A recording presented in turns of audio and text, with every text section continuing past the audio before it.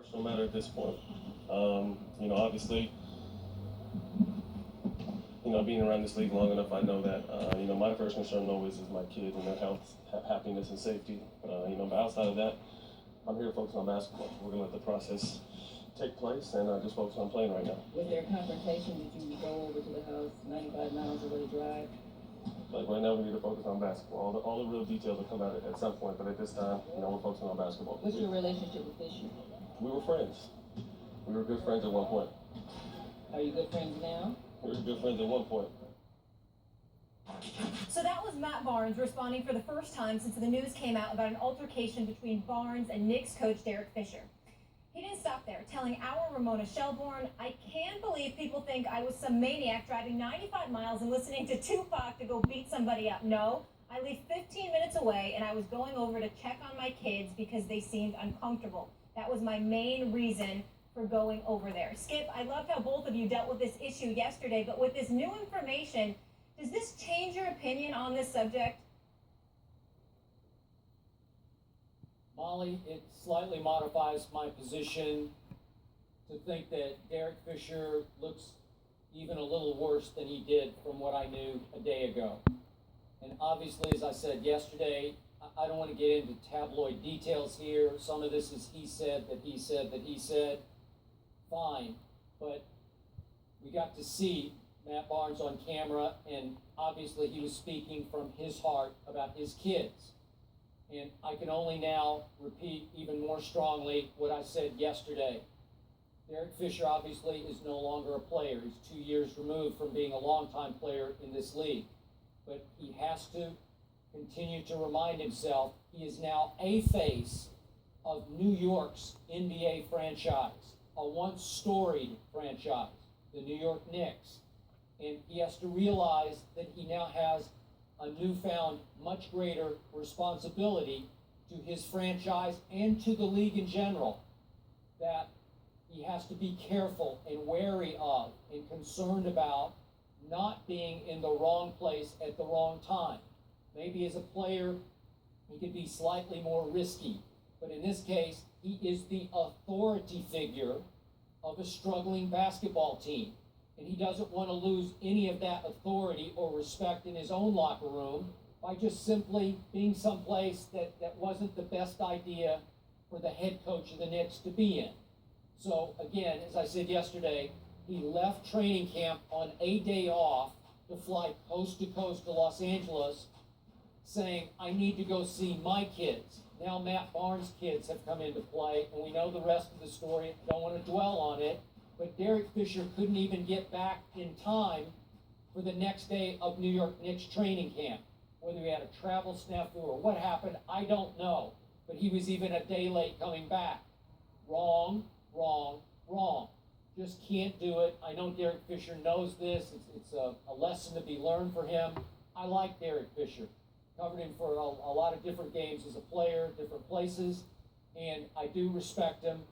And yet, big lesson learned here, and I'm pretty sure Stephen A. agrees with me on this one, Molly. Yeah, Skip, and Stephen, Stephen A., go ahead, I'm sorry.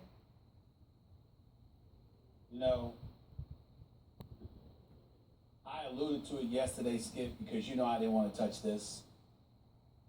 And then Matt Barnes came out and not only said what he said on camera, but he said what I had alluded to yesterday morning, because obviously I had heard about it, and he confirmed it to Ramona Shelburne, our very own Ramona Shelburne.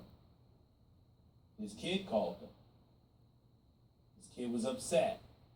Remember I said yesterday that it involves kids. And the reason why we have to discuss it today, because we have to say something a bit more emphatically, which is exactly where I did not want to go. And that is this. Derek Fisher looks very bad. I've known Derek Fisher for years. You like him. I'm incredibly fond of him. Very professional. Tries to handle his business. We know that he's won several championships as a member of the Los Angeles Lakers. You simply can't condone how he found himself in this situation.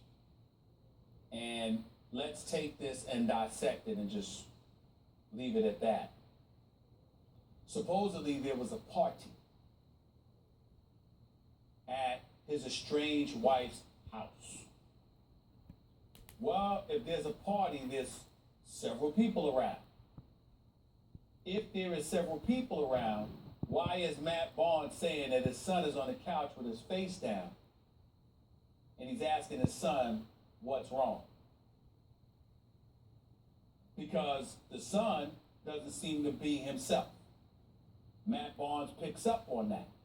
If it's just people around, why would that bother the child? Evidently, the child saw something that he wasn't comfortable seeing, whatever that is. And my point is that if you are Derek Fisher, how do you find yourself in that situation? Especially when Matt Barnes emphasizes thereafter, we were friends. Not just teammates, friends. We've been around each other a lot. And on SportsCenter yesterday with Lindsey Hunter and Jalen Rose, who, like me, didn't want to touch this, you're showing video and footage of them embracing, hugging, befriending one another. I know for a fact there were many times in the past where Matt Barnes spoke to me personally and felt that Derek Fisher was a friend. So again, it's not just the fact that you were the head coach. It's not just the fact that you were a player and a former teammate. You were also friends. And when you cross that line, as my man Jalen Rose said on SportsCenter yesterday, let's be clear. It doesn't have to be written. There are certain lines you don't cross. And estranged or not, when the word wife and the word children are attached to something, that's usually code for hands off. And the fact that Derek Fisher finds himself in this situation is indefensible.